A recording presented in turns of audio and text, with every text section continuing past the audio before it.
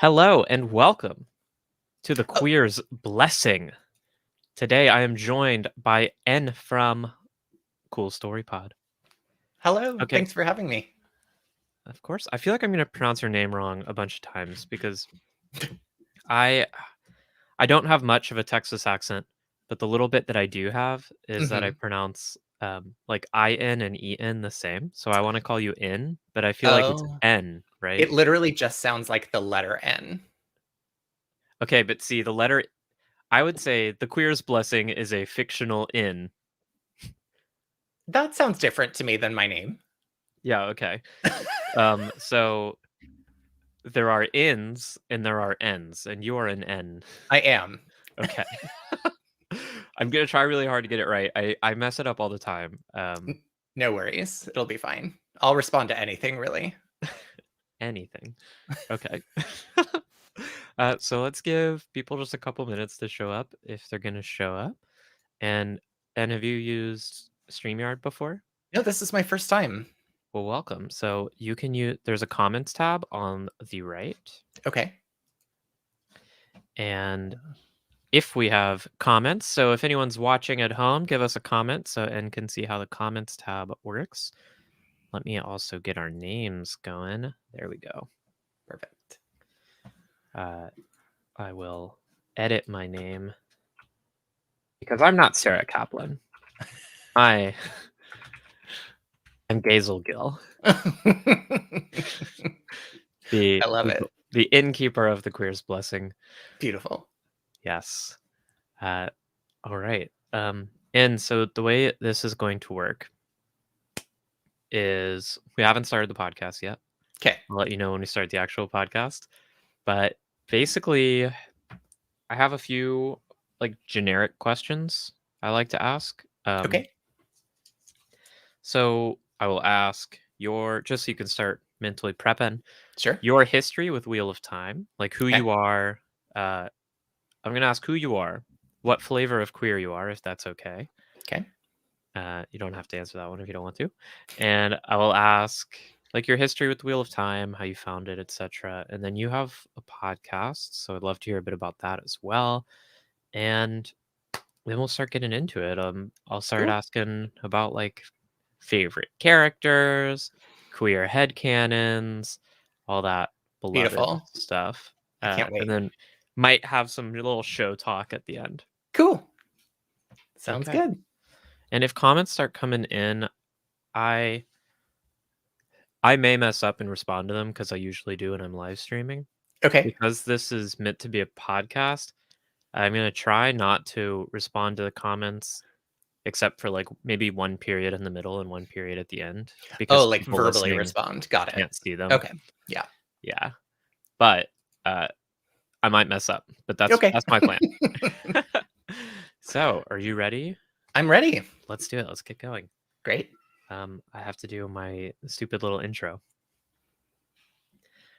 Hello and welcome to the Queer's Blessing. I'm your innkeeper, Gazel Gill, and I'm joined by many of the queerest and finest patrons that the world of Wheel of Time has to offer. Tonight, in my common room, I'll be talking with N from the Cool Story podcast. N, in case you're wondering. No, I will not be doing that voice for the rest of the podcast. That's just for the introduction. But hello, N. I'm so happy to have you. Hi, thanks for having me. I was wondering how long you were going to be able to keep it up. Just that long. That's it. That's all we got. So thank you so much for being here. This is the Queer's Blessing. This is only episode 2. So you're helping me create the Queer's Blessing. Yeah, And this is a podcast for queer fans of the Wheel of Time to talk about the Wheel of Time. And I love it. yeah, it doesn't have to be specifically about queer things, but Okay. also it can very definitely be about very queer things. So It's hard with me to not make it about queer things. So, same, to be honest. But I've seen, I'm sure you've encountered in certain fandom spaces and fantasy spaces. Why are you making this like political? Uh, certain so fan spaces, you mean like certain sections of. Twitter or Facebook Yeah, related to that's perhaps what I the Wheel mean. of Time. So tonight we're getting real political. We're making everything political Love it. by existing as ourselves. So, En, whoa, I shouldn't do that because it shakes my camera. Okay, En, who are you? Yeah, so my name is N. My pronouns are they, them. I am the co host of the Cool Story podcast with my friend Matt. He and I have been friends for about 5 or 6 years now, I think. And I just enjoyed talking to him a lot. And so I was like, let's make a podcast. And the first thing that I thought of was doing a Wheel of Time podcast. And I will confess that I didn't really know. I started the Wheel of Time kind of before, I think, well, before the internet for sure, and before like communities around any sort of topic formed on the internet. So Hmm. I never really knew about the Wheel of Time like fandom in any way until we started our podcast, because I actually thought our podcast was going to be the first Wheel of Time podcast. Oh, you're going to be the first. That's good. That's turns great. out Were you turns out the no. first? Absolutely not by a Oh, long okay. shot. Yeah. Well, there are no firsts in the podcasting of the Wheel of Time, but you were a first. That's right. Yes. Thank you for bringing it full circle. But Well, that's wonderful. Yeah, I mean, but there's still plenty of space for people to talk about the Wheel of Time, and that space is only going to get bigger when the show yeah, comes out. totally. And so you started reading the Wheel of Time pretty soon after it was published, then. Yeah, I think I was, let's see, I was born in 82, and I think the first book came out in 92. And I think I probably read it the year after because in, had just, yeah. So I think I was about 11 when I started reading it. Oh, My, wow. my brother actually not like forced me to read it, but knew that I wanted something to read. And he loved the book and wanted me to read it. Um, and I was initially kind of resistant, actually. I pretended to be reading The Eye of the World while like having another book inside of it so that I could read something else, just because I don't know why. And then he made Oh, fun of me God. for that and kind of shamed me into actually reading it. And the rest is sort of history from there. You are the second person out of two. Last time we had Morgan from Podcast of the Dragon, and Morgan was given the Eye of the World as a teen and also refused to read it for a long time. And I also did that when my mom gave me the Eye of the World. I was like 14. I was like, I'm not going to Mhm. read this. Yeah. Um, That's so cool that I mean, I feel like I definitely credit a lot of like the reader and writer that I am to the hmm, Wheel of Time, because I had enjoyed reading, but this was really the first series that I think like made me a reader and like made me want to sit down and spend time reading. I kind of yeah. read, I don't know if you know Piers Anthony, the Oh, that was my first fantasy love. same, and I just recently tried to reread it. Definitely does not stand the test of time No, by it a doesn't. long shot. Yeah. But so I had been reading those, and so I think that's why my brother got me into the Wheel of Time, because it was kind of like a much more fleshed out, developed fantasy world Yeah. Yeah. than Piers Anthony. No shade. Piers Anthony, I will say, was hugely influential on my sense of humor. As I read A Mm, Spell for Chameleon when I was like 8, and that was like the mhm. first fantasy book I ever read. Yeah, same Looking here. back on it, A Spell for Chameleon does not hold up. Oh, no. Um, I actually literally just tried to reread it maybe during the pandemic, so maybe like 4 or 5 months ago, and I think I made it maybe 20 pages before I started rolling my eyes and going like, "Oh my yeah. god, the, like, stereotypes and Uh, awful things that he is saying," specifically yeah. about women, but And for reference, because this is a Wheel of Time podcast, so I won't assume any of you have read A Spell for Chameleon. Uh, I'm gonna spoil it because it's been out for like 30 years. yeah. Cham- Chameleon is a woman who her magical thing is that in a monthly cycle, she alternates from like a hot, dumb bimbo Mhm. to a super ugly, super smart, and rude kind of just bitch. And Yeah. that's her thing. And it's Yep. like clearly like an analog for menstrual cycles. And it's like, it's pretty fucked. Oh, Um, yeah. But then you migrated from Xanth, the world of Xanth, to the, if not perfect by any means, at least much more progressive fantasy world of the Wheel of Time. Yeah, I think it's easier to explain away some of the kind of odd things sometimes that RJ does in the Wheel of Time. Like there's less outright offensive material compared to Piers Anthony stuff. So Yeah. I feel like it definitely stands up for me as something that I can go back and read and not cringe at certain moments and still discover new things and still really enjoy the world a lot. Like Oh doing this yeah. podcast with Matt, I'm discovering things and realizing things that I had totally missed all the times that I had just read it by myself. Because I feel like it's almost like, since he's a first time reader, it's almost like teaching in an essence, and you learn so much more teaching something than you do Yeah. reading it. And so I feel like I'm getting a much better grasp on this world that I loved by doing this podcast. And how far are y'all now? We are in the middle of my favorite book, The Shadow Rising. Oh, And I awesome. say the middle. I think we just recorded the chapter. Is this this is spoiler free? This Or is not good point. spoiler? All book spoilers. Great. Spoil away. Spoil away. Okay, so So Matt, don't watch this. yes, exactly. So we just recorded the chapter of The Shadow Rising where Matt goes through the twisted red door frame. Oh yeah. Heck And yeah. so Matt got to experience that and be like, I have no idea what's happening, but I love it. Does that get confusing when you're talking about Matt? You know, it hasn't for me yet. I think it probably gets more confusing for people who listen to us or like follow me on Twitter, but I try to be really good about my Matt has two T's T's, and yeah. book Matt only has one. So at least there's Great. that. Yeah. Well, and because this is the queer's blessing, I know the people at home are dying to know, what flavor of queer are you? What queer aja, if you were, would you say you belong to? And of course, labels are imaginary, Yeah. but I am glad that you clarified the question because I was going to be an idiot and say something like strawberry when you asked what flavor I was. But I identify as queer, non-binary, and consider myself trans. Yeah, that's me. That's, I would say, awesome. the Aja that I am.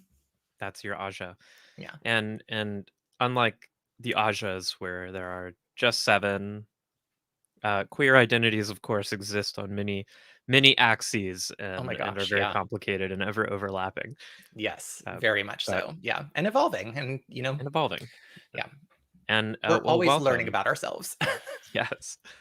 And I guess I'll tell you what I am. I am a pansexual trans femme person. I use she, her pronouns generally, Awesome. but yeah, It's so that's nice. me.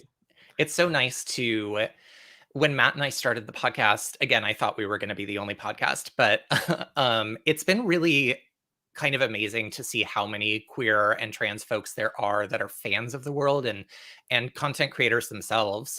So it's kind of just been a really welcoming experience for me. Like I haven't encountered that many trolls or people who say terrible things. Like it's happened once or Yeah. twice, but honestly, kind of less than I expected. And so I'm really appreciative for all the amazing queer and trans folks and supporters that are in the Wheel of Time community.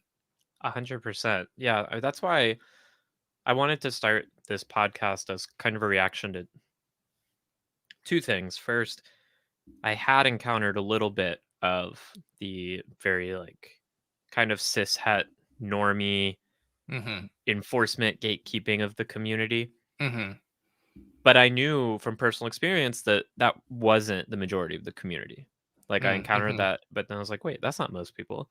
Yeah. And but why not? Why not have specifically a space where queer people can talk about the Wheel of Time in queer ways? Because no matter when you read it, of course, like if you're a queer person who started reading the series when you're an adult, of course you're going to find ways that it resonates with you as an adult. And the more I reread it as an adult, the more it does. But I also found that as someone who read it as a teenager, like started reading it when I was 14, the Memory of Light came out when I was like 19 or 20. Mm-hmm. And so just for my teenage formative years, I had the Wheel of Time with me, and I part of my thesis of this podcast is, of course, everybody, but queer people are going to find things in the books that they resonate with, even if they're not intended by Robert Jordan explicitly. Um, Absolutely. yeah, and that's one thing that I'm kind of fascinated by going into this podcast series. I've had so many people reach out and say they want to do an episode, and I'm working through the list. I apologize, I'm being slow about it. But if you have submitted a form, I will reach out to you.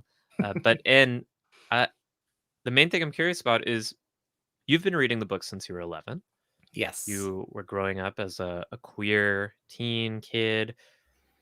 Were there any characters or themes in the stories that you felt like specifically resonated with you at like a queer level, or any character arcs that you looked to as like, oh yeah, I can relate to this in this Yeah, way? I can see myself in that a bit.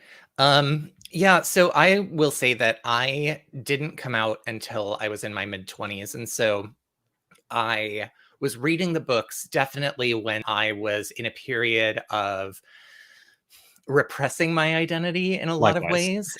Yeah, which I actually, and then there's multiple storylines in the book where they are doing that, and so actually, I think it connects with that on that level a lot. So I feel very much that if I were who I am today, reading them for the first time, I would see a lot more of myself in them.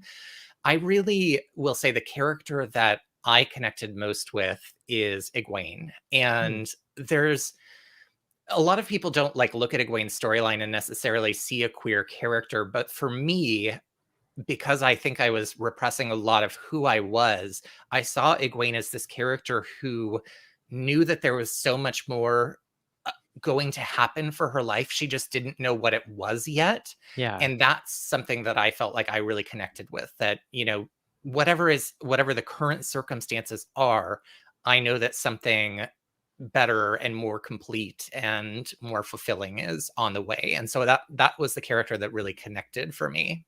Yeah, I love that. That's really beautiful.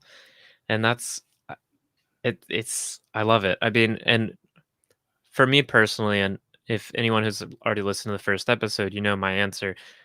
Uh, that kind of started this whole thought process for me was looking at how much of Rand's story I felt like I identified with, Mm, specifically at a level of like as a trans journey. yeah. But I love the idea of Egwene, and yeah, that's what I love. Like everyone's gonna latch onto a character, Yeah. and they're gonna see something in that character's journey that hadn't occurred to me. But when you say that about Egwene, it makes so much sense. Yeah. Yeah. And it's so funny rereading them as like an adult who has a better sense of my identity, at least currently. Um, I was able to see more of that in the world that I hadn't seen before. Matt and I, were on Lesbian Nerdy's YouTube channel. Do you know Yeah, Jenny? You know Jenny. yeah, Um, and we got to talk about kind of the characters that weren't necessarily written as like canon queer characters, but that we were able to see elements of like our own journey through them. And Rand, now upon like rereading, I'm like, wow, this is a very queer experience that Rand very. has, and it's not something that I think I saw at first. I mean, um I definitely as a kid always connected with the like female protagonists in any video game, any book, whatever it was. They were like my go-to. And so I definitely had always in the books paid more attention to Egwene and Nynaeve, and Moraine and Swan and Elaine than I ever really had Perrin and Rand and Matt. And Yeah. so for me, it was just so interesting to see how other people kind of read themselves into these other characters. So I love that you saw Rand's journey as like your own. Can you tell me a little bit more about that? Oh, sure. Yeah. I mean, I don't want to. I don't want to take too much time with it because I've talked about it before, and I want to learn more about you. But of course, I see Rand. I guess my thesis on Trandall Thor is that Rand is someone who. Let me start over. Okay, I see Stone Rand. I see that whole arc as kind of analogous to the way I felt as someone who is AMAB, assigned Mhm, male at birth, and mhm. had the expectations of masculinity put on me. And the same way that Rand had this expectation of, you're the dragon reborn. He's like, I don't want it, but I Yeah. guess it is what I am, so I have to be it. And then him trying to figure out, like, what is it to be this thing? I have to act in these ways, and it specifically, like, I have to reject emotionality. I have to reject my feelings. I can't be vulnerable, like, and at the same time with this constant ever-present threat of insanity, knowing like there's something in my mind that's betraying me. And Mm, I felt very similarly myself, where it's like, well, I'm trying to be masculine. I'm trying not like you. I didn't come out until I was in my mid 20s either, mm. and like I'm trying to be a stone person like Rand was, Yeah. and then I see like the Zen Rand, the ultimate like self acceptance, as the recognition that, okay, I've been trapping myself in this imagined social constructed role, the Yeah. Dragon Reborn, but I really just need to be Randall Thor. Yes. And Yeah. I love that journey for him, and that's a short summary of what I connect to. Yeah, it's thank you for sharing that. Of course. It's beautiful. I definitely think of like the Emmons Field 5. Each of them I think goes on this kind of journey of self-actualization in a way that I think different readers could read a queer storyline into any one of those 5 For characters. sure. And they definitely approach all of that in different ways, but ultimately the way that I read the characters and kind of the conclusion of the novels is they come into themselves, and I think that that's a really empowering thing for anybody who can see elements of themselves in those characters. Yeah. Yeah, I think that's definitely true. And like back on the topic of Egwene, I haven't spent a ton of time thinking of Egwene through this lens at all. Mhm. And I actually really like it because so much of Egwene's story, to me, on the one hand, like the way I tend to have thought about Egwene recently is Egwene's is a story of someone who's working through a ton of trauma. Yeah. Egwene, I don't think she gets enough credit for how much trauma she suffers during the course of especially just like the first couple books. Yeah. Her like she suffers the same shit that the boys do, Yeah. and then she gets collared, and like that's Mhm. like the ultimate, like Rand has his time in the box, but Egwene has what, like weeks as a Damane. Yeah. And I'm back in my reread in The Dragon Reborn, so I'm trailing you a little bit. And I'm just in my first Egwene POV in the book, and she just said something where she's like, I will never be collared again. Yeah. Then she rephrases in her mind, I will never let anyone take my freedom again. Yeah. And uh, that is such like just a queer feeling. Yeah. Yeah, absolutely. And I think the reason I connected with her the most out of the 5 and kind of like reading queerness into her character is she was the one out of the 5 that wanted to leave and like Yeah. knew that she had to leave in order to live her life. And I definitely connect with that when I came out the first time. um I remember like the night before I did it, I like went, or no, sorry, the day that I was coming out to people, I just remember so strongly this feeling of, if I don't do this tonight, I know that I'm not going to wake up in the morning. Like Oh my, God. I Yeah. will cease to exist. And I don't mean that in a sort of self-harm sense, but it just was this deep knowledge that who I was wouldn't work beyond this point. And so I think that's why I connected with her so much, is because she really knew that she had to do some big drastic change in her life in order to live the life that she knew she was meant to live. And that Yeah. I think is really powerful to do that in spite of your fears, right? Because courage is facing fear and overcoming it, right? So I definitely really see a lot of myself in Egwene. Not to say Yeah. I'm like this amazing person who like conquers my fear all the time, because that's not true. But she was definitely a really inspiring character for me, and I do think the Yeah. folks For who sure. aren't Egwene fans don't give her a lot of credit for kind of the parallel arc that she has with Rand. You know, people will talk about Rand and his trauma and what an amazing character he is for overcoming it, and then we'll call it Egwene, you know, offensive words towards women for behaving in an exact similar way. Yeah. So And I will admit, like, my first time through the series, I was one of those teenage boys back in the day who hated Egwene. And I was like, mhm. Egwene is like so arrogant, and um, why won't she just why won't she just listen to Rand? You know, Rand knows what he's talking about. Yeah. Um, Well, and there's but an it, element to that that, as you were saying that, that I think is interesting too, where I think as queer folks, when we're not able to live authentically as ourselves, we can cause a lot of harm to ourselves or to others. And so that sort of brashness and that sort of abrasiveness that some people read into Egwene, I think is absolutely um, is kind of analogous to a lot of the ways that we as queer folks might lash out at ourselves or others when we're feeling stuck in a box, yeah, for lack of a better word. no, I think that makes a ton of sense. I I mean, I love Egwene now, to be clear. Like, the more I reread the series and the more I pay attention to everything Egwene goes through, and she is like an incredibly strong person. Yeah. And I genuinely like, everyone goes through a lot in this series. It's kind of the end of the world. But just like Egwene as this just pinnacle of kind of, I don't, it's not quite, I guess it's stoicism, like what she's demonstrating when she is captured back in the White Tower and forced to wear novice white again, for example. Like, that arc is so incredible.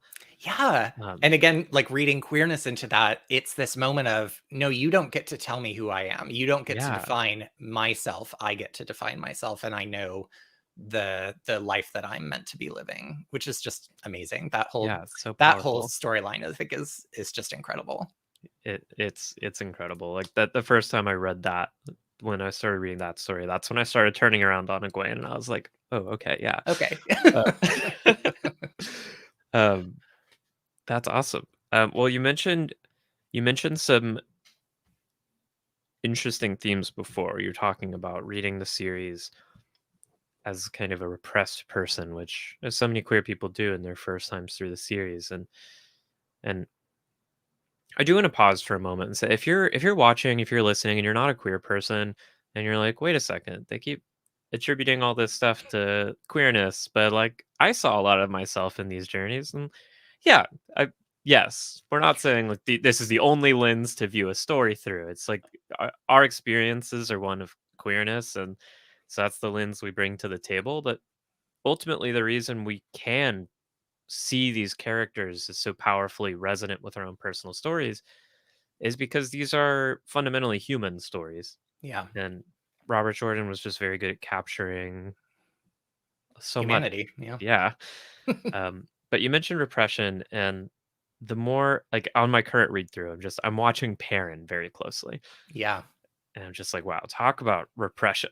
100%. And Matt picked up on that from like minute one. He really, because I think, I don't know. I mean, I think is they is all Matt a queer person? yes, he Okay. is. Um, but I think there's something about Perrin's narrative, I think, is the most directly resistant to his calling or life or whatever it is, right? Like Rand is resistant, but he's still going along with it. But you don't necessarily hear this dialogue of him refusing to be the dragon reborn and shutting it off and all that kind of stuff as much as you do see with Perrin and his wolfiness. And so Yeah.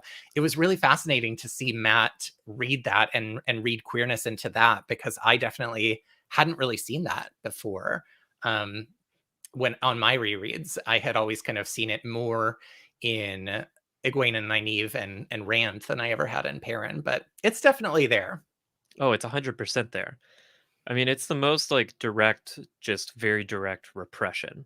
Yeah, Like, absolutely. self-committed repression. Yeah. Um, and I think my first time through, I, like so many people, like, I made my girlfriend listen to the series last year, and I Mhm. liked watching her go through it. And yeah, like when you're reading Perrin for the first time, I think it's so easy just to get pissed at him because you're like, oh, come on. If I could have wolf powers, you better know Right? I'd be talking to them wolves Oh my god, I'd have a pack following. I mean, I know he doesn't order constantly. them around, but I Yeah. would have wolves around all the time. Yeah. No, but it's like so frustrating when I'm watching like fantasy characters or superhero characters and they're like, I don't want my powers. Like, Yeah. fuck you, I want your powers. Absolutely.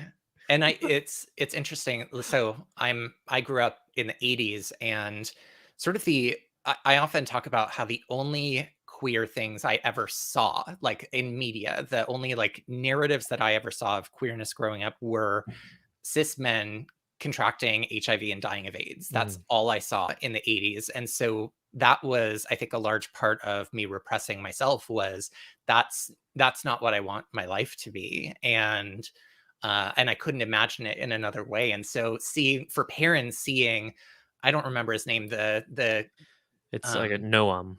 Noam, thank you. Yeah. Seeing kind of like Noam as analogous to that sort of queer storyline or trajectory Hmm. versus seeing Elias and seeing somebody who had kind of come to terms with it and learned to live with it in a lot of ways, I think is really kind of like they're powerful comparisons, I think, for also sort of like living in the closet or living a life of sort of like self-destruction if you can't live as yourself, you know?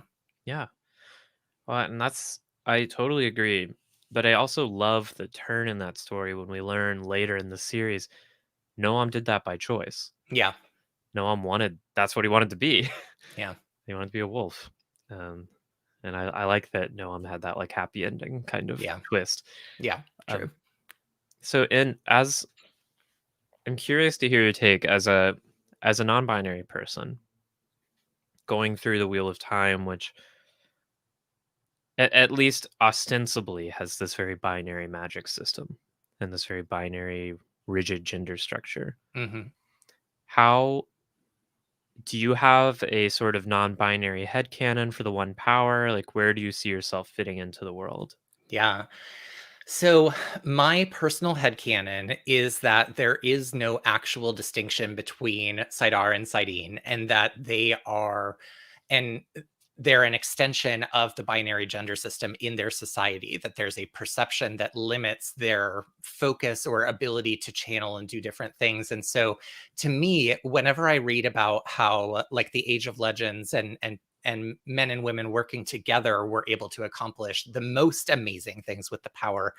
In a lot of ways, I see that as like a trans narrative, and that I see uh, this world that I imagine trans and non-binary people in, and they're the folks who have sort of unshackled themselves from their limitations and Mm, would be able to do these incredible things with the one power that other folks who are stuck in a binary notion of gender in the world aren't able to do just because of that, you know. So yeah, that's my personal headcanon on it. I love it. We're on a very similar wavelength there. I have a similar interpretation of it. Yeah, I tend to think a lot of people I see a lot of fans, even fans who are allies and who are trying to be accepting, get locked into the notion of, well, there's Saidar and Saidin. I mean, that's what it is. But we only ever hear about Saidar and Saidin from POVs of characters who are members of the society, Right. who have internalized the social assumptions. And yeah, I agree. I think so much of what is presented as a binary is just an extension of as you exactly as you just said of the social binary that Yeah. is assumed to be true. Yeah. Yeah. Um, yeah. Yeah, I totally agree. I think that that offers me as a non-binary person, just a further way to kind of like read myself into the world of this book. And it's also for me, I think as queer folks and as trans folks, we get to make our own rules in a lot of ways, Yeah. and we get to break the rules that we decide are limiting us and are dumb. And so I choose to actively do that with the books and say, we are reading this primarily from perspectives of cis people. There's a couple that I choose to believe are trans, Oh, and I will get to that. I'm okay, curious. good. Um, so I think I totally agree with you that I think we are limited in the understanding. I choose to believe that we are limited in that understanding of the one power solely based on the fact that we are only getting cis narratives Yeah. throughout the series. I definitely want to hear your headcanon transes. But just on that point you just made of when we're reading these books as readers, we have the power to choose what is and isn't canon for us. And Totally. Robert Jordan's the author, of course, but at the same time, it's the world is alive in my head. I was talking about this on my stream earlier today, where I was talking about how much I love Ishamael and the drama of Mm. Ishamael, Hmm. and I was talking about like I love in my head, I love this idea that the fiery eyes and the mouth that opens into a furnace like aesthetic Hmm. is an aesthetic choice by Ishamael. That Yeah. he's doing Mirrors of Mist because he's just like a dramatic ass queen. And it's someone in the chat was like, well, that's actually a symptom of too much use of the true power. Hmm. That's what happens to you if you use it a lot. I'm just like, I believe that you're right about what's canon, but I'm gonna choose not to accept it.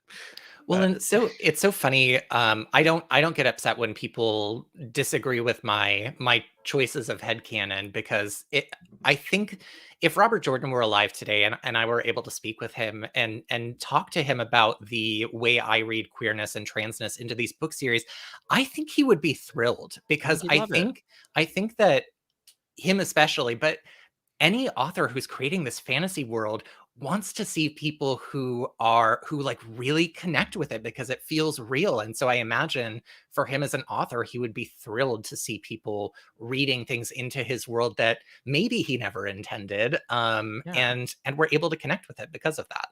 And well, now that brings us directly to who are your headcanons? Yes. So I have decided that Min is non-binary, Of course. and That's as I she feel like a should. lot of people have that one, right? Yeah. Do you use they them for men then in your I internal? do, and I'm praying that they do that in the show. I don't know if they will That because would I be know great. that could piss off a lot of people, but whatever. Yeah. Um, I'm hoping they do that in the show, and part of the reason I'm so hopeful for that is the actor who is playing Min uses they them pronouns in Oh, I daily didn't know life. that. Yeah, and so I'm hopeful that they represent that in Min's character a Yeah. bit. And if not, I'm okay with that because I can still continue to imagine the Min of my world as non-binary. Um, Matt, I think, has a really good read on the series where And to he be talks about clear, that's Matt, your co-host. yes, Matt, my co-host. Um, he sees the TV series as an adaptation, thinking about it in the sense of like somebody covering a song by your favorite artist. It's not going to Mhm. be the same, but it's going to be interesting to experience it through a different perspective. And so I think that even if the show doesn't choose to do some things that I would do if I were the showrunner, I will still be able to connect with it as much as I want to because I'll see it invariably in everything that I look at. Um, my other trans headcanon is Narishma. I Oh. I think that there's elements of Narishma that I think are pretty amazing. I love his character. And I read Narishma as a trans man. And I have this intense burning desire for the actor Chella Mann to play Narishma. Chella You is a know what? trans man, and he is deaf and communicates primarily via American Sign Language. And I was watching. Have you seen the cartoon The Dragon Prince? I have. Okay. I loved that they incorporated sign language into that world in a way that was just like perfectly as though it happened all the time, right? And I kind of have a hope that they will do something like that with the Wheel of Time because there are certainly people with disabilities in the Wheel of Time, and it would be amazing to just see how the world accommodates them or doesn't accommodate them. And so um number one, I think Chellaman is incredibly hot. Number two, I've always kind of thought, I've always just been attracted to Narishma. And Oh, so Narishma is sexy as hell. right. Oh my God, the braids with the silver Yeah. bells, come on. So I have this desire. When I saw Chellaman for the first time, I was like, this person would be a perfect Narishma. And they became my headcanon. And then I made them into a trans man with a disability. And I was like, yep, Yeah. this is the Oh. world now. That's it. I love that idea. So in your head, okay, so we have trans mask Narishma. Did Narishma transition in your head canon? Is this a pre-awakening of the one channeling ability transition, and then when they started channeling, it was just Sidene? You know, I haven't created an entire backstory for Narishma's Well, transness. that's fair. I'm just But- curious. But I think that the way that I would read it is that oh God, what was I going to say? Narishma, I think, had always seen himself as a man, and so some of us do transness in many different ways, and so Yeah. in my mind, Narishma is a trans person who kind of moved from one binary identity to another binary identity, and so kind of brought the influence around channeling for him into that. I also choose to believe that Min is non-binary, and that kind of explains her ability to like read the pattern in some ways, because I think that her powers are never really explained, but I choose to believe it's related to her being non-binary. Yeah, I agree. I tend to think all talents. This is very not canon. Like this goes directly against what Robert Jordan has said in The World of the Wheel of Time. Or, I choose to believe that all talents are manifestations of the one power. Mm. And Saidar and Sidene are particular, like, gendered expressions of accessing the one power, but then there are other ways as well. And like Min, as you said, like as a non-binary person, when Min is subconsciously channeling the one power, it manifests as these auras, and maybe wolf brotherness is another manifestation, etc. I kind of love that. I might have to steal that headcanon, because please. in a lot of ways, it makes sense that it kind of explains talents in a way that we haven't really had them. You know, they're a plot device in a lot of ways. And so, we haven't gotten like an origin story necessarily for the talents or an explanation for why they show up.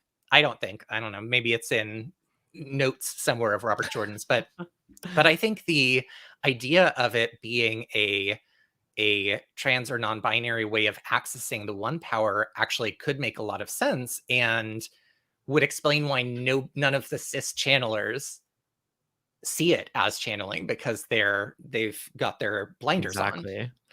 Yeah, to me it makes the most sense just from the cleanliness of the ontology. Like you have the wheel, you have the pattern, and you have the one power. Yeah. And like that's what exists. So to me it makes sense for all talents to manifest from that.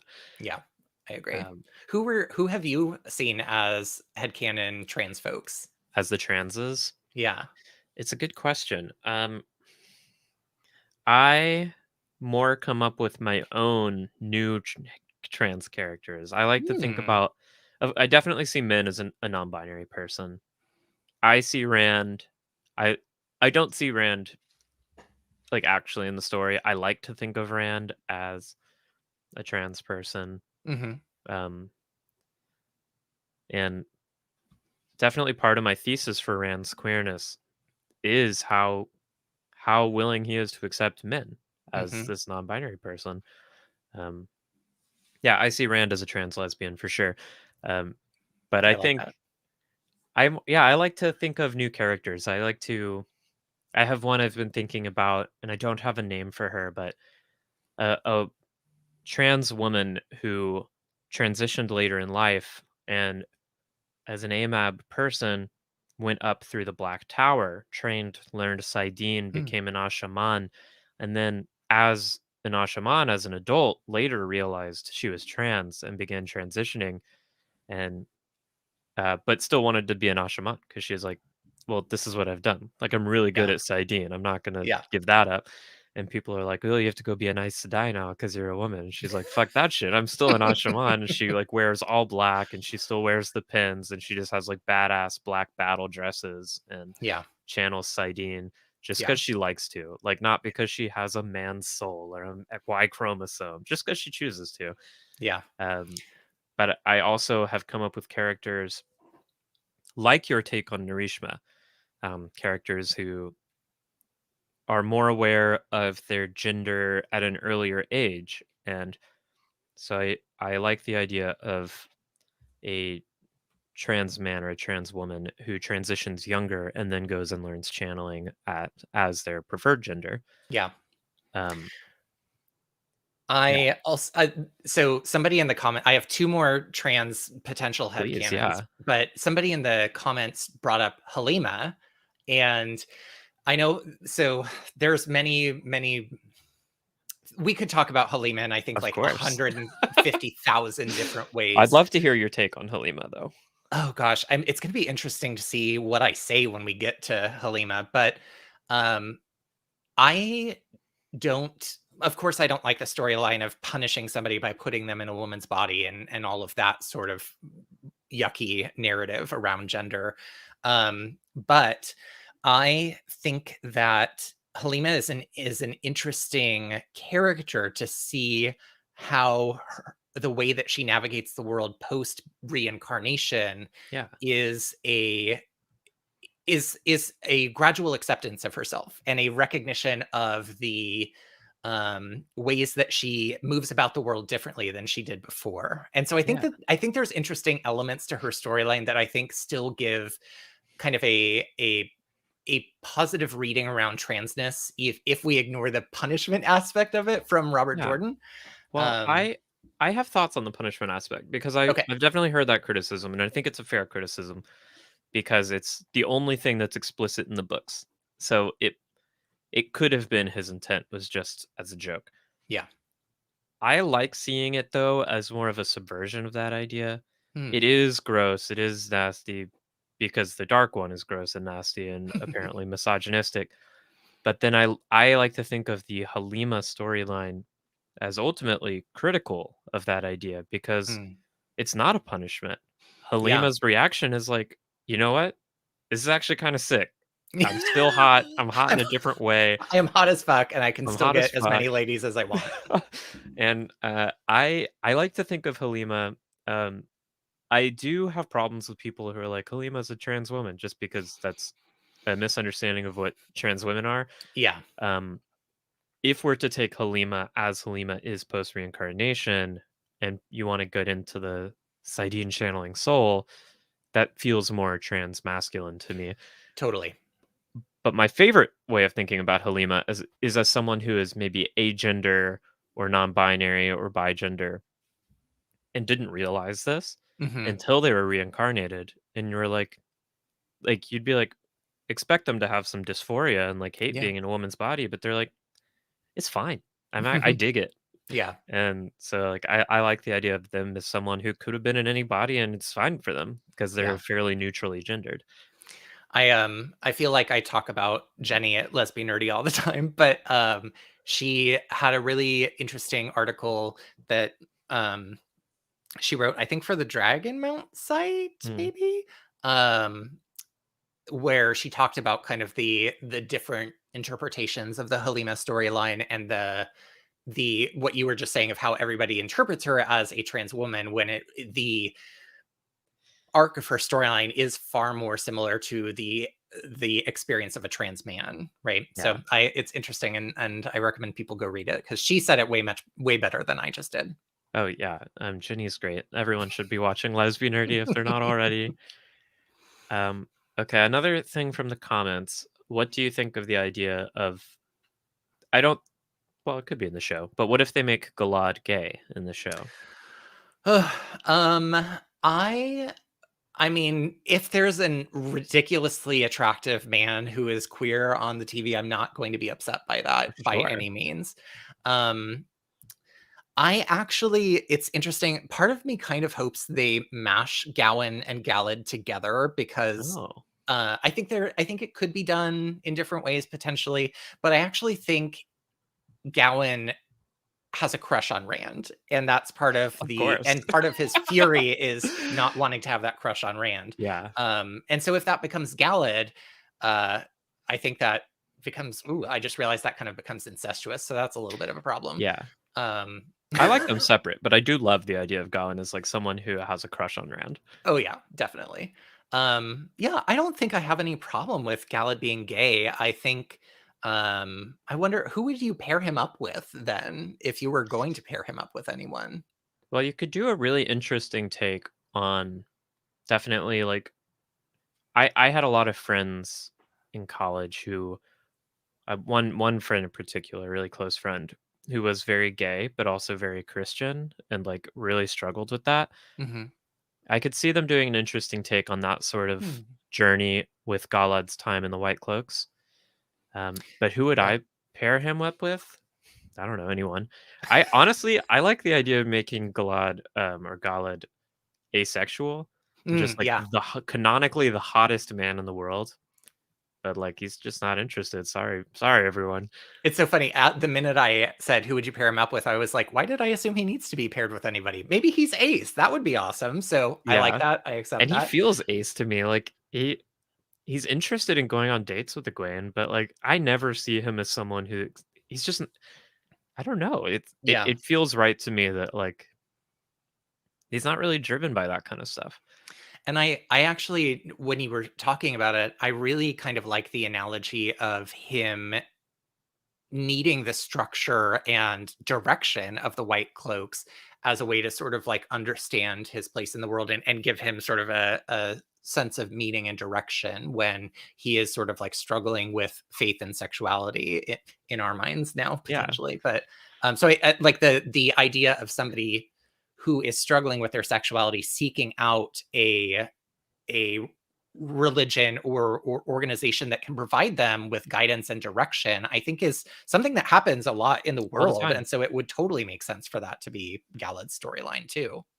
Yeah, especially if as I wouldn't be surprised if they do make since they're making the world, Rafe has said and Sarah Nakamura has confirmed this is going to be a much more explicitly queer world. Have you seen the leaked photo that already indicates that? Oh, I have. I Oh, my have. heart And exploded. I was we can so talk about excited.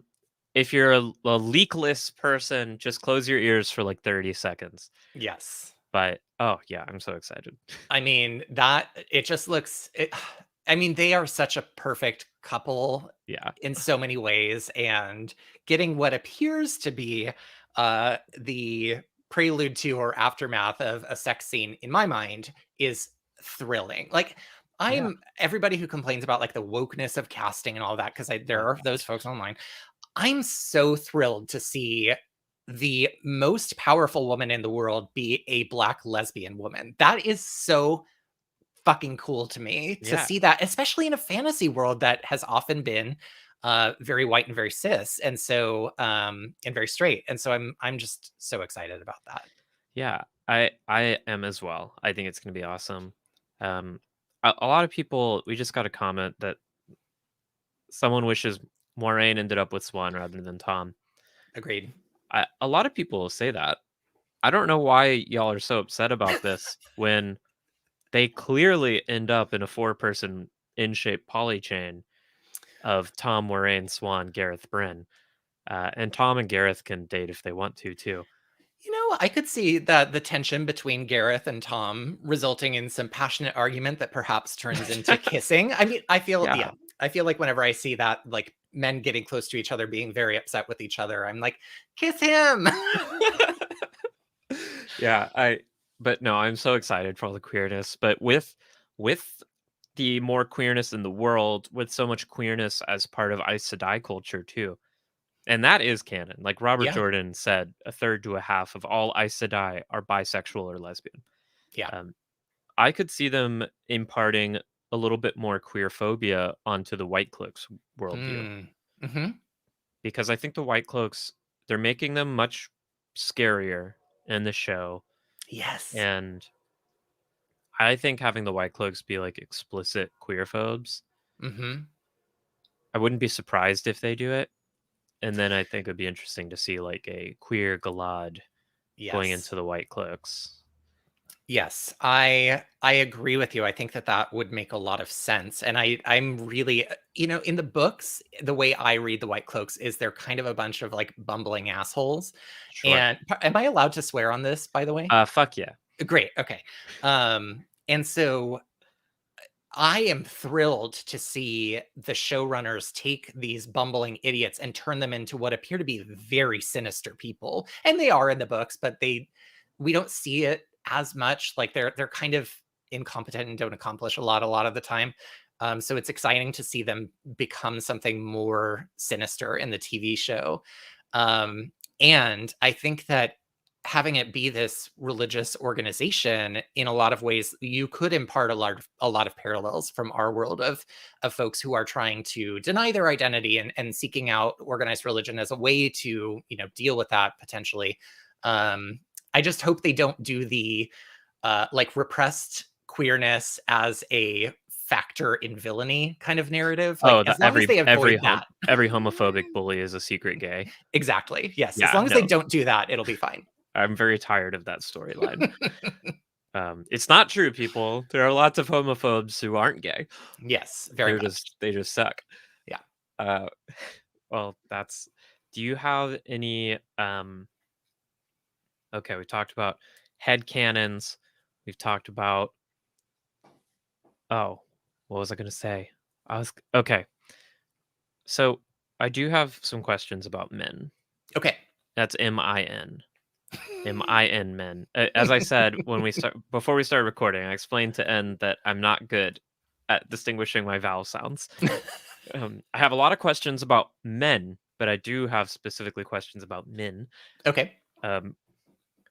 So how do you think if they were going to make min a explicitly canon non-binary they them character in the show, would you want to see that as something that's just like kind of standard in the world of the Wheel of Time, accepted, or would you be interested in seeing her as someone who is kind of railing against those norms?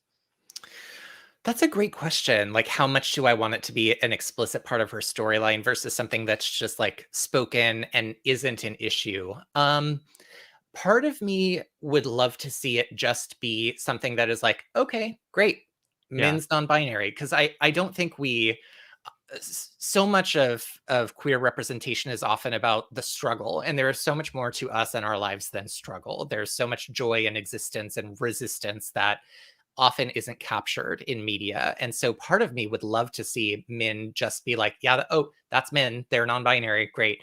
Would be pretty amazing. And especially then the romantic storyline with Rand would be pretty incredible to see that sort of queer relationship happen on a huge TV show. Part of me thinks that if they do it, I'm betting it's going to be subtler. And my bet is that they will refer to Min in the third person using Min's name as opposed to gendered pronouns. If they do choose to go that route with making Min non-binary. Yeah. Interesting.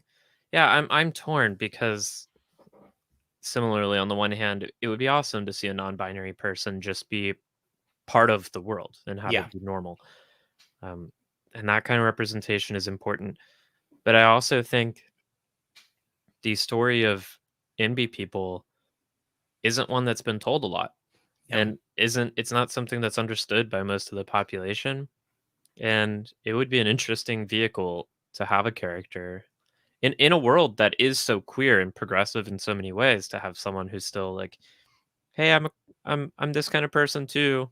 And it's interesting. Min is the perfect vehicle for that because so much of her storyline is in the books struggling, or not struggling. I'll say struggling with her gender expression and the acceptance of those around her regarding her gender expression. And so I think I think she's an easy vehicle to potentially work in a non-binary identity into this world. And I would be here for it. Plus, that actor's unbelievably good looking. So Kay Alexander is like hot as fucking hell. Yes. I'm so here for Kay Alexander in the show at all, Oh yeah, as much as absolutely. possible. I mean, how they have cast everybody is ridiculously good looking that has been Yeah. cast in this show, and I'm just like, how did you do this? How did you find all of these beautiful people? It's I don't get the ridiculous. complaints about it. I see people complain like on Reddit or whatever. People are like, they're all too hot. Like it's not realistic. It's like they're doing magic. Do you? None of it's real. Like you don't want to watch a bunch of hot people do magic and use Right. swords. Like I don't know. Right. It's so funny. I haven't seen people complaining about people being too hot. I I've seen have. people, that's funny. I've seen a few people who are like, nobody in this cast is attractive. And I'm like, have you seen the previews? They're all, and I did not expect to be thirsting for Randall Thor the way that I am after seeing Yosha, Oh, but I am Yosha's hot. They're all so, hot. so I'm hot. thirsting for all of them. Yes. Oh yeah, but I'm like one of the scenes that I didn't particularly care about at all going into the idea of the TV show, but now that I know about the cast, I'm really excited for shirtless sword training on top of Faldara Keep at the beginning of the Great Hunt. Yeah, I'm here Some for January, that. some Yosha. And the fact that Lan is getting a bathtub scene where we're apparently yes. going to see his butt, I'm also very excited about that. I'm not going to complain, I don't think. Yeah, that's fantastic. So queerness aside, or it doesn't have to be aside. Do you have any other things that you're looking forward to seeing in the show, or changes you're afraid they might make, or changes you wish they would make? One of the things I'm most excited about is in the sense of getting older and like progressing into life ways, I really like story. Oh, sorry, you're cutting out a little bit for me on my end. Okay now. Well, you're coming back slowly. This might be me. Let me make sure this isn't me. Pat, tell us if N is glitching. I'm moving my head so that I can at Okay, least see, I can hear you. You're back. You're back. Okay, beautiful. I was saying that one of the storylines that I think I connect with most on like a human level is Nynaeve, and part of that is I'm not trying to say this as though I'm like this wise person, but one of the things that I've learned in my life that I think is a tremendous asset to just being a good human is vulnerability. And Nynaeve starts off as very resistant to being vulnerable. And then, of course, and the storyline of her breaking her block is all about vulnerability. And she transforms from that point on. And I see that as a really empowering message just for all people, Yeah. right? Because I think that vulnerability and the willingness to be wrong and the willingness to explore alternative understandings of the world only can serve to make you a better person and can only serve to help you to understand other people more.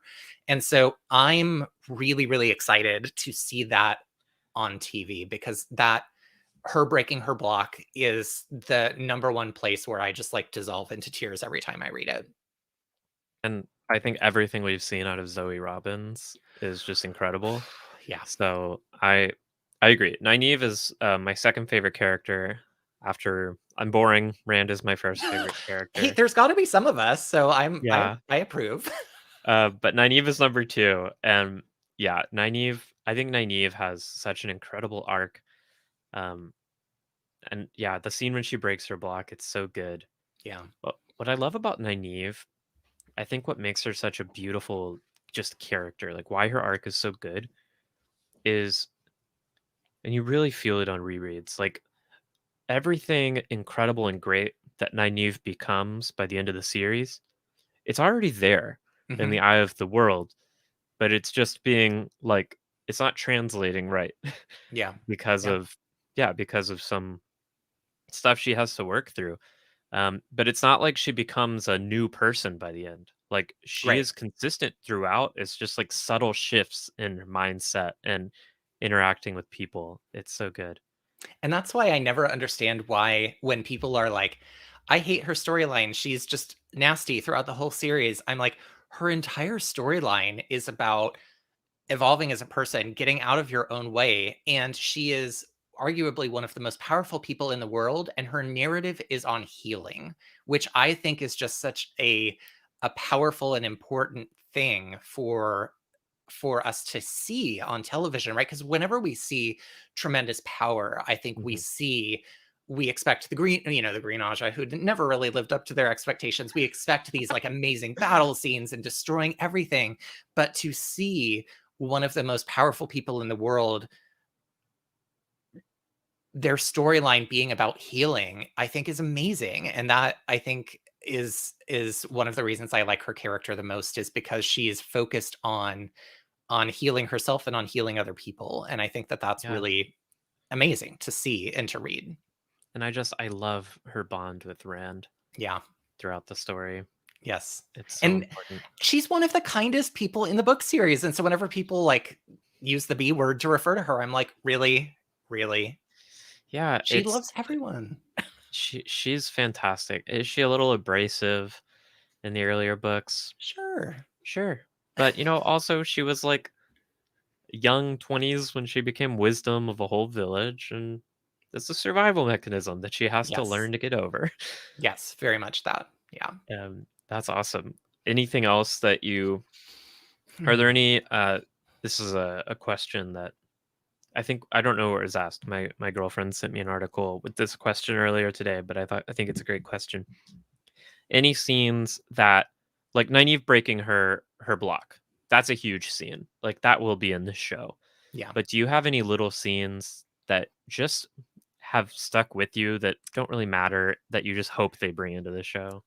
You know, listen, I know a lot of people have feelings about Elaine, and a lot of people have feelings about Elaine and Rand's storyline. I think the moment where she is picking up the feathers in a handkerchief solely because he wanted to do something, it's a heartbreaking moment. Mm, And it really, I think, builds a ton of empathy for both of those characters, because she clearly loves and appreciates him and recognizes that he tried to do something for her and that he couldn't. And he, like, you get to see him, uh you know you get to see him failing at something, when he is failing at something small, when he's meant to save the world. And so at that moment is, I think, easy to gloss over, but I actually think it's really impactful for understanding both of their characters. And so if they I end love up that. being a couple in the series and they don't pair Elaine and Avienda together, which I actually hope they do, I really hope they show moments like that, because I think those little things give us such insight into their characters. And I see the Yeah. comment, Elaine and Rand suck. Sure. I mean, I disagree. I love we didn't have enough time to see their relationship. right. But and I think Elaine gets done dirty by the books. I think the Elaine we meet in the garden, in the in Camelin, in the Eye of the World, I love that character. Yeah. And I love Elaine through the first most of the series. And then by the end, I think When something she just starts taking baths. yeah, like I don't like the throne arc, the power consolidation arc. I don't Un- blame Elaine the character for that. I blame the writers. Uh, Unpopular opinion. I love that. Like, the part of my favorite part of the whole series is all of the sort of like political machinations happening. And so seeing Elaine as a savvy but young ruler who is making mistakes and trying to pull things together, I actually find really enjoyable to read. that's totally fair. But I think it has been said that the Rand polycule will exist. yay. I do think Elaine and Avienda should also be dating, Totally but agree. I think all three of them will be with Rand. Yeah. I'm Uh, good with that. I'm good with that. I think it's actually I think I love it. I think it's important. Well, and I don't if know we any polyamorous main characters in a well, major yeah, I mean, I was gonna say, if they do polyamory correctly, right. again, just the fact that we will see that there is the even potential that we will see a healthy polyamorous relationship on a huge TV show is incredible. So Yeah. I'm excited about it, whatever they do with it. I think it'll be great. Yeah. Well, and at the end, we're nearing the end of the Queer's Blessing, but I always like to give my podcast guests the final say. This is your bully pulpit. You get the last word, and it can be on anything. So this is your chance. I know you have your own podcast, so you don't really need this, but this is your chance to just give out your biggest hot take, and I won't respond to it. This is you. You Oh my gosh. I mean, can I have like a less accepted hot take than I love the Elaine's political bath scene that was stories? a pretty But big one. yeah, I mean, people really disagree with me on that. But another hot take that people would disagree with. While you think about it, I will answer Burndur's comment. Oh, Burndur is insistently asking us, "What about Forsakens being gay?" I Oh, have do you have a feelings. thought? I have thoughts. Okay, let's hear it. Speaking of folks that we would love to see trans representation in the show, my current like fan casting for Semirog is Dominique Jackson from Pose. I think she would be perfection in that role. And I would love to see them like again address transness in some way, hopefully healthfully and well in the series. But I like to believe that now in my head, Semirog is a trans woman and she is played by Dominique Jackson.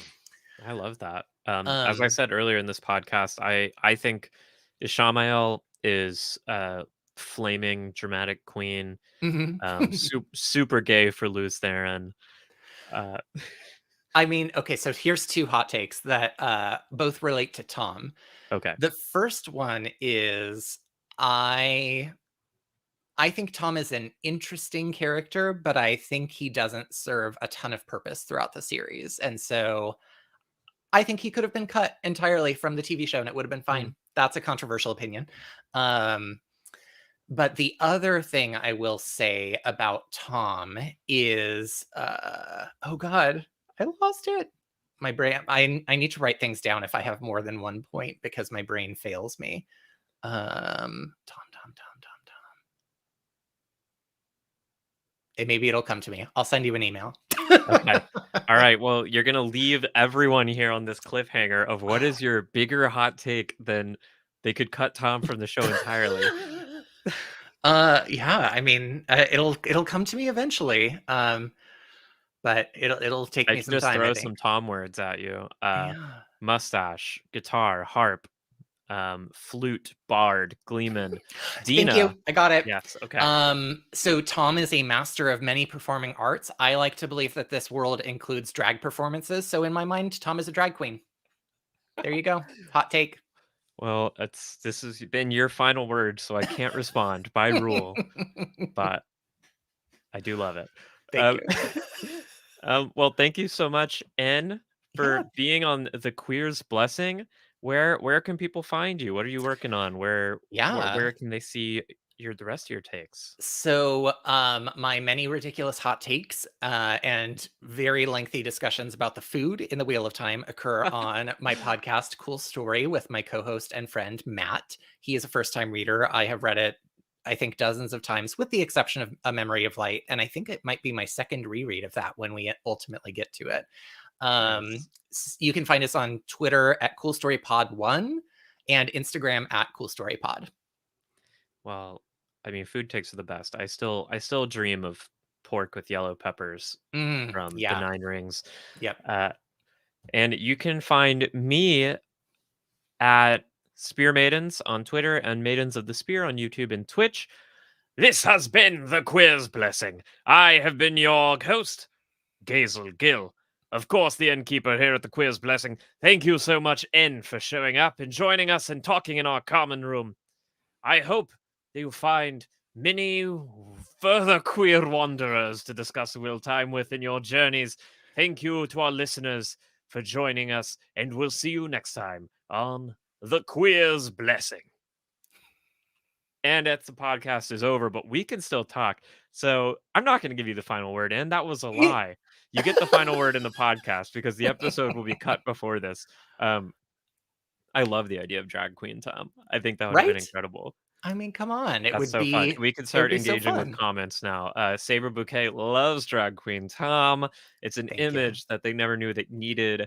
And Burn Doctor or Burnder, you got to tell me how to pronounce your name. Berndar. Do you think they will cut some Forsaken out? I think there will still canonically be 13 Forsaken. Hmm. Do we need to actually spend any time with Samael? No. I mean, who cares? Agenor, Baltholomew, I love Ravian actually. Belal, and I don't love Ravian because he's like a rapist, well, sure. but I listen to the audiobooks and I love the way Michael Kramer reads Rand shouting Ravian. I've never listened to the audiobooks. I will confess I started it and wasn't in love with the voices, but That's fair. It takes them a couple hours to settle in. okay, I will for sure give it a try at some point because I am really interested in experiencing it from that perspective. But yeah, I would agree with you. I think if they do give us 13 Forsaken, we won't see all 13 of them. I think we will see primary ones and they'll, kind of emphasize some of them over others. I think some might die off stage, or maybe a couple of them will be at Natrim's Burrow. I mean, who knows? Yeah.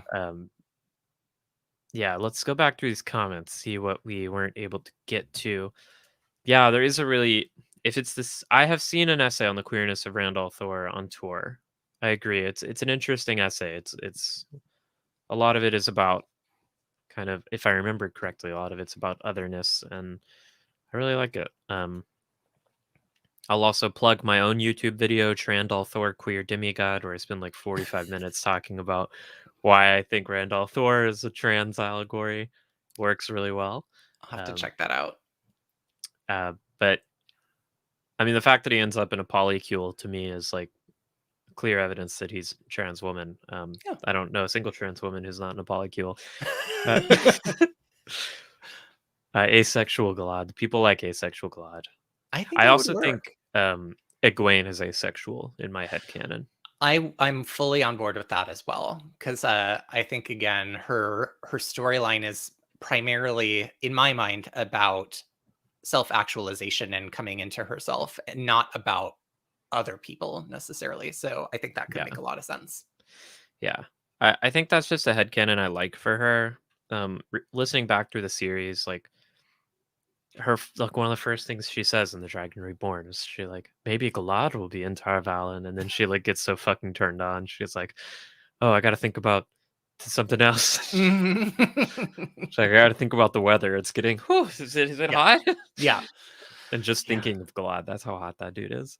Yeah. Oof. Yeah, I'm so curious who they're going to cast for him, because we're not going to see him in season 1, right? Cast. Yeah. Matt and I have talked about fan casting. Who's your Galad?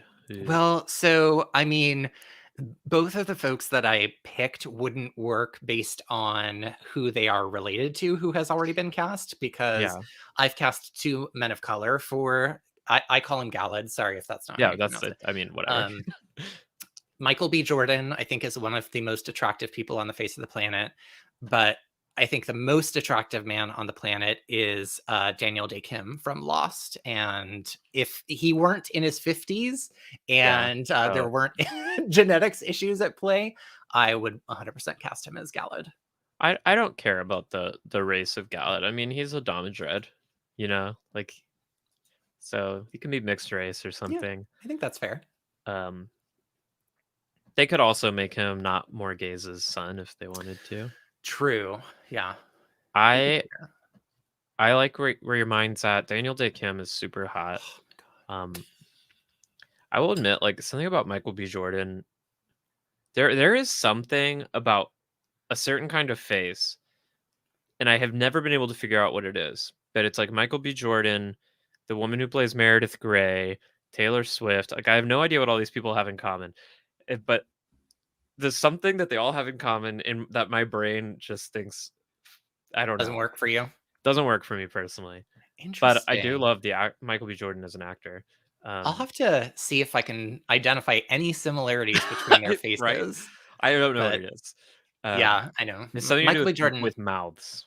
Well, and I think he has the most beautiful smile that's ever existed, which is why I am so attracted to him. Fair enough. Yeah, my fan casting, he does have a really good smile. I'm looking at. I mean, look, he's a very attractive man. Maybe I take back what I'm saying. Maybe it's just like dimples. It's like he's got very deep dimples. That could be it. Um, Who is he's your hot though. Galad fan cast? Oh, I like the idea of them leaning into the pretty aspects of the way Ooh. Galad is described Mm-hmm. and casting someone like G Dragon, if you know G Dragon. No, how do you spell the, that? the letter G and then Okay. space and then dragon. I He's see. a K-pop star, but he's Mm. just like incredibly pretty. That would And for sure. That would work. I like that. yeah, And I'm gonna say when Matt and I talked about it, I feel like people are gonna really be upset when I say this, but I ultimately decided that Timothy Chalamet would be a good Galad because he's got that prettiness factor to him he's in a lot of ways. pretty. I find okay. Look, anyone who spends too much time following me, spend too much time on Twitter, knows I have some issues with Timothy Chalamet. I think I will say I've only seen him in Dune, and this Okay. could be an issue with the writing and directing of Dune. But I I haven't thought seen Dune. I just found him so boring. Okay. And maybe that would work for Galad. Maybe. Yeah. He doesn't have much of a personality, that guy. Yeah. So I I mean, could see it. and I guess in my mind, he's pretty interchangeable with Troye Sivan, the singer slash actor, who I think could also be a good Galad. I think he's really pretty too. Yeah. I like the K-pop aesthetic because it's a lot of K-pop stars rock a very androgynous aesthetic that I like for Galad. Like I Yeah. like the idea that because the men who meet him too are like, oh wow, like okay. Yeah. I want everyone in the maybe Galad should be non-binary. Maybe just the hottest just person. Yeah. Everyone wants to fuck Galad. It's Yeah. just you can't stop yourself. I'm here for that. I would be okay with that Yeah. on the TV show. Yeah. I mean, it's gonna be tough though. Like casting in Bear Lane too, like casting a character who's canonically the most attractive person in the world. It's going to be hard to please everyone. It's gonna be so hard. Yeah. And what do you do? Like Timothy Chalamet has like Timothy Chalamet is a good example because he's very attractive, but he's also someone who has some like kind of stark standout features. Right. Like he's not attractive by being totally average. Perfection. Right. Yeah. Yeah. And maybe that's the way to go. You just cast someone who's really what's the word for that? Unique. Yeah, like someone who's really unique. Yeah. Suddenly want to cast all of BTS in women somehow. Yeah, I know everyone has a different idea of what is attractive. That's true, except that in the world of the Wheel of Time, Galad is the most attractive man to everybody. Yeah. Except for Brigida. Which is surprising because wouldn't you think that some of the Forsaken would be vain enough to make themselves the prettiest version or the prettiest person? Like I'm convinced that Lanfear is either using Mirrors of Mist or compulsion on everyone to make everyone think she's the most beautiful woman in the world. But she's 100% using some sort of compulsion on everyone. Yeah, on my read back through the Great Hunt this time, I was like, there's no way she's just so hot that she has this effect on men. Yeah. Like she's doing something to them. Well, and I think the perfect example of that is when Egwene runs into her in the tower and is suddenly like, oh, and this ugly, disgusting peasant by comparison. Like Egwene would never think that about herself. No, And yeah. so it's clear, I think you're right, that she's definitely using some kind of compulsion. Yeah, for sure. All right, let's see. I'm gonna look up the BTS and let's see who we can cast them as. Yeah, they're very cute. They're a very cute bunch.